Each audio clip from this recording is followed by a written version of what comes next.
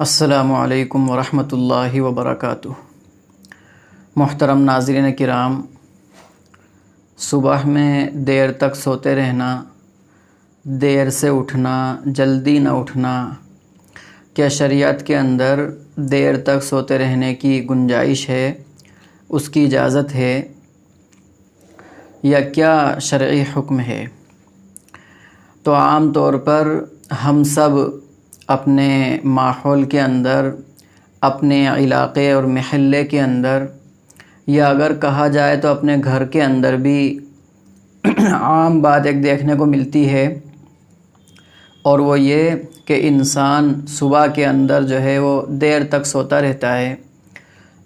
بسا اوقات 8 بجے جو ہے اس کی آنکھ کھلتی ہے، 9 بجے وہ جو ہے نیند سے بیدار ہوتا ہے، یا بسا اوقات 10، 11، 12 بھی بج جاتے ہیں۔ تو یہ جو اس طرح کا عمل ہے،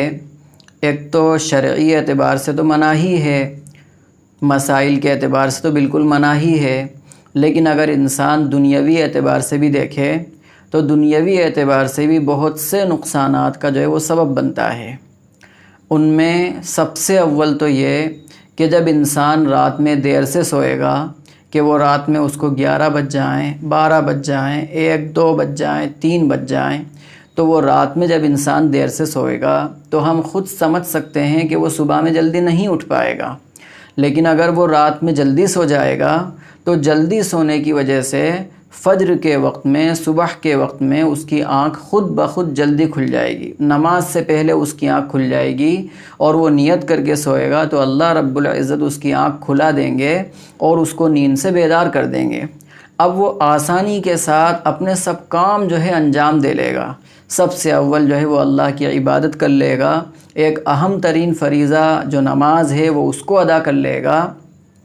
اور پھر اس کی ادائیگی کے بعد وہ دعا کا اہتمام بھی کر سکتا ہے، قرآن کی تلاوت کر سکتا ہے، تسبیحات کو جو ہے پڑھ سکتا ہے، اور بھی اسی طرح جو کچھ اس کے معمولات میں سے ہیں وہ ان کو ادا کر سکتا ہے، ان کو انجام دے سکتا ہے۔ اب جب وہ ان کو ادا کر لیا، انجام دے لیا، تو اب وہ آسانی کے ساتھ اپنی تمام قسم کی ضروریات، چاہے وہ اس کی ٹوائلٹ کی ضرورت ہو یا ایسے ہی ناشتے کی ضرورت ہو، اس کے بعد اس کو اسکول جانا ہے یا اسی طرح دکان کے لیے جانا ہے، یا اور کوئی اس کا کاروبار ہے اس میں اس کو جانا ہے، تو وہ آسانی سے وقت پر جو ہے وہاں پر پہنچ بھی سکتا ہے، اور سارے کاموں کو جو ہے بہت آسانی کے ساتھ سولو کر سکتا ہے، حل کر سکتا ہے، سارے کام اس کے جو ہے آسانی کے ساتھ پورے ہو جائیں گے۔ لیکن ایک انسان جب رات میں جو ہے وہ دیر سے سوئے گا، اب جب وہ رات میں دیر سے سوئے گا تو صبح میں وہ جلدی نہیں اٹھ پائے گا۔ اب جب وہ صبح میں جلدی نہیں اٹھ پائے گا تو اب کیا ہوگا؟ اس کے نقصانات بہت اس کو جو ہے وہ نظر آئیں گے۔ سب سے اول چیز تو کہ فجر کی نماز اس کی چھوٹ جائے گی، جو فرض نماز ہے وہ اس کی فوت ہو جائے گی، وہ اس کی ادا نہیں ہو پائے گی۔ اب انسان جب لیٹ سے اٹھا ہے اور اس کو جو ہے اسکول بھی جانا ہے، یا اس کو کوچنگ جانا ہے ٹیچنگ کے لیے، یا ایسے ہی اس کو دکان کے لیے جانا ہے، کوئی اس کا کاروبار دھندا ہے اس پہ جانا ہے، تو اب اس کی فکر جو ہے اس کے ذہن پر سوار رہے گی۔ اب جب اس کی فکر اس کے ذہن پر سوار رہے گی تو وہ نہ ٹھیک سے اس کا ناشتہ ہو پائے گا، اور نہ ہی ٹھیک سے وہ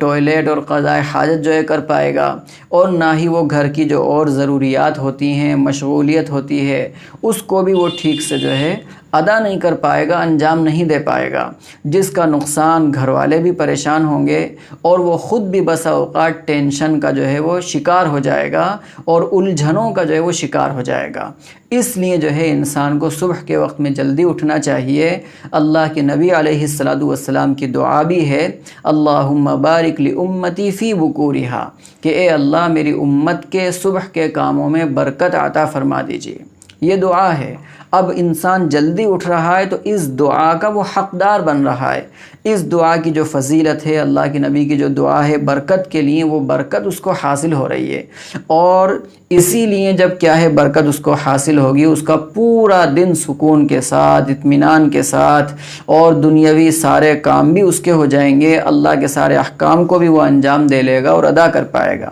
اس لیے ہمیں شام کے وقت میں جلدی سونا چاہیے، اور صبح کے وقت میں ہمیں جلدی اٹھنا چاہیے۔